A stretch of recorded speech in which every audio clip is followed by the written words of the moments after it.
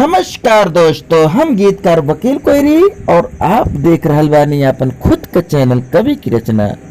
तब भाई लोग आज एगो बहुत सुंदर मैटर आइल बा। एगो भौजाई अपना देवर का शिकायत अपना मर्द से करतिया। यदि आप सिंगर बानी तो हमारा चैनल के सब्सक्राइब करने के ऐसे ही रोज रोज सुंदर सुंदर मैटर हम लेके आइला। आज जे भाई के भी गाओ बा एकदम बिल्कुल फ्री में गाओ, तो ज्यादा समय ना ले, आप ले गाना के पहले सुनी, ओकरा बाद हम बताओ थी कौना ट्रैक पर बा। तू तो राजा तू तो चल गईला सैया बहरवा, देवरा सटल चाहे पजरवा।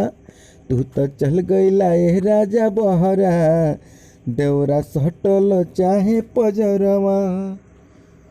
और कितना मनाई ओके दे समझाई ओके, छोड़ के आजा तू दिल्ली, दवारवा तोड़ दी किल्ली, दवारवा ठोक दे किल्ली। नजर रहे वो कठोरी पा, दूध पी जाई कटोरी का। नजर रहे वो कटोरी पा, दूध पी जाई कटोरी पा। वो तो बहुत बलमूत बात करे, उल्टा सीधा हमरा से बात करे। धक झक जोर देता, मिले खाती जोर देता, खाइला स्वाद बड़ा मिली देवरावा तोहरी कही किल्ली, देवरावा ठोक दे किल्ली।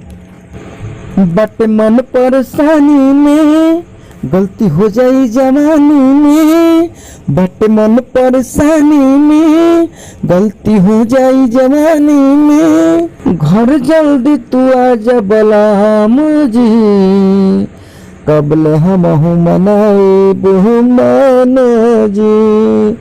भागी दे मरवा वकील हो पागल, मन में उफान जब खेले देवरावा तोहरी दे किल्ली, देवरावा तोहरी दे किल्ली। तो हाँ भाई लोग, गाना आप लोग सुननी है कैसा रहा जरूर कमेंट करके बताइए जा।